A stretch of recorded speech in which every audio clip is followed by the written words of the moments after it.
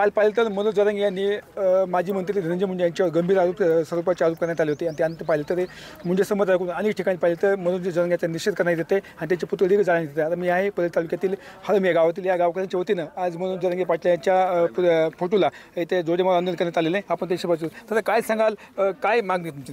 मागणी म्हणजे जाणून बुजून धनंजय मुंडे साहेबाला टार्गेट केल्या जात आहे. कुठला मुद्दा त्यांनी बांधण्याबद्दल आमची कुठलीही अडचण नाही, पण जाणून वैयक्तिक धनंजय मुंडेला ह्यांचा पूर्वीपासून दात धरून वैयक्तिक हे काही राजकारण नाही.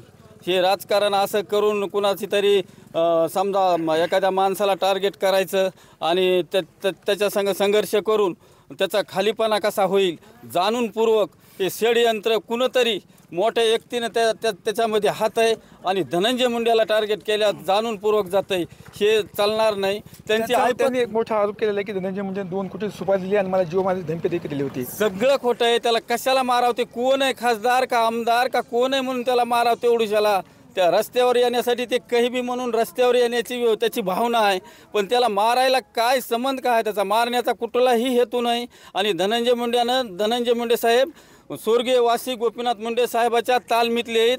असं सगळ्या समाजाला धरून चालणारे 12 बगड बलुतेदाराला सुद्धा घेऊन चालणारे धनंजय मुंडेचा पहिल्यापासून साहेबाच्या तालमीतले असल्यामुळं हे जाणून बुजून ओबीसीला टार्गेट केलं जातं आहे. आमच्या त्याच्या मागणीबद्दल सुद्धा अडचण नाही, पण कायद्यानुसार त्यांनी कायद्यानं बसून मागावं. आम्ही त्या मागणीबद्दल बी साहेबाची अडचण नाही काही, पण जाणून बुजून धनंजय मुंडे साहेबाला हे षडयंत्र रचून कसं खाली येईल, हे ओबीसी समाजाचा एक मोठा नेता आणि त्या नेत्याला कसं खाली आणता येईल जाणून बुजून ह्यांचं हे षडयंत्र चालू आहे.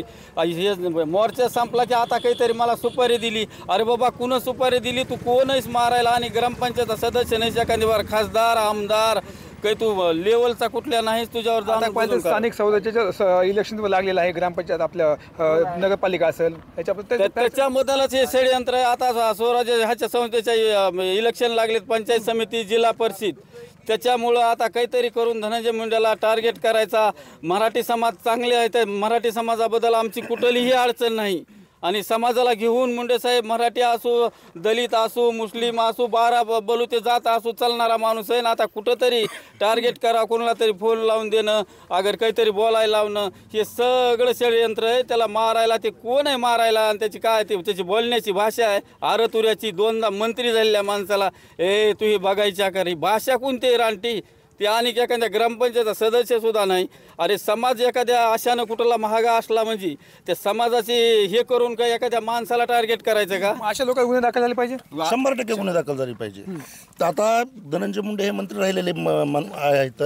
मंत्री राहिले असताना सुद्धा तो हे धन्या हे असं एकेरी भाषा बोलतो. तो शिवाय कशामुळे देतो तो धनंजय मुंडे साहेबांना? काय संबंध आहे त्याचा शिवाय त्याचा? बरं, त्यांनी सुपारी उद्या मुख्यमंत्र्याची सुपारी दिली म्हणेल, ते काय बी म्हणेल. त्याच्याच माणसं, त्याच्याच सहकारी, पूर्ण माणसं त्याच्याच आहेत ना. अमोल कुणी असतील ते गरड आहे, त्याचे जुने सहकारी आहेत. तो म्हणतो धनंजय मुंडेला मी म्हणेल उद्या मुख्यमंत्र्याची सुपारी घेतली धनंजय मुंडेनं मला दिली.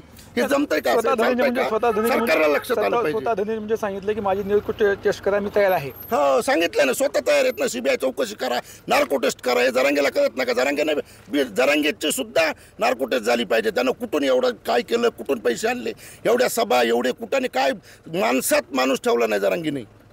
वंजारी काय मागणी असेल दादा? काय मागणी? बोला बोला. सर्वप्रथम हे महाराष्ट्रामध्ये 20 कॉलनीचं काम होत आहे. त्या अनुषंगानं हे महाराष्ट्र संताचा, मंताचा, शिवरायांचा, डॉक्टर बाबासाहेब आंबेडकरांचा, महात्मा ज्योतिबा फुलेचा, हे महाराष्ट्र म्हणजे आदरणीय संताची भूमी आहे. आणि त्यातून बीड जिल्हा हे संवेदनशील करण्याचं काम हे येणाऱ्या काळामध्ये जे नगरपालिकेच्या निवडणुका असतील, जिल्हा परिषदच्या निवडणुका असतील, त्या अनुषंगानं हे काम चालू आहे.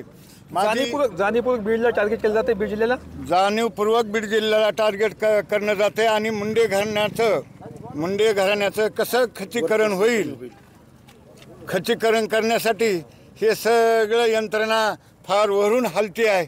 आम्ही लहान माणसं आहेत, आम्हाला मोठी तोंडी घास घेता येत नाही. तरी माझी एकच, सर्व महाराष्ट्रातील व बीड जिल्ह्यातील कोणत्याही समाजाचे नवतरुण युवक असोत, आता आमचे वय झालेत, नवतरुण युवकांनी जे काय सत्य आहे त्या सत्याच्या पाठीमागे राहावं आणि जातीपातीचं राजकारणामध्ये 1% कुणा थरा देऊ नये ही माझी कळकळीची विनंती आहे. आणि मी सर्वप्रथम जरांगे साहेबांनी जे आरोप केलेत त्यांना मी साहेबच म्हणतो. त्यांना म्हणजे त्या एखादी सभा जर घेतली तर कार्यकर्ते जमालेत, त्या अनुषंगानं की त्यांनी पुरावा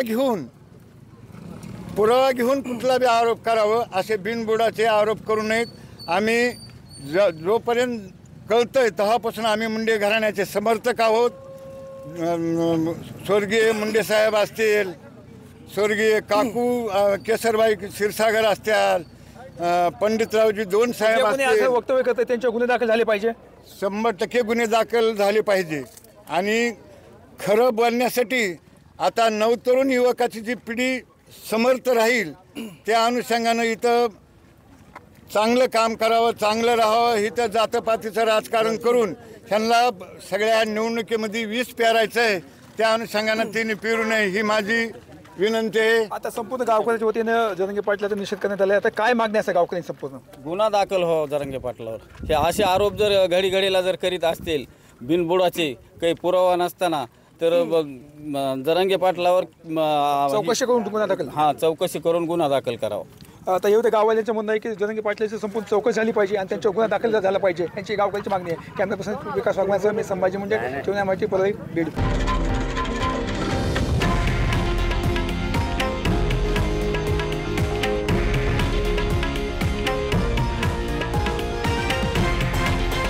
हे आहे देशातील नंबर 1 न्यूज नेटवर्क आणि आपण पाहत आहात TV9 मराठी, एकमेव.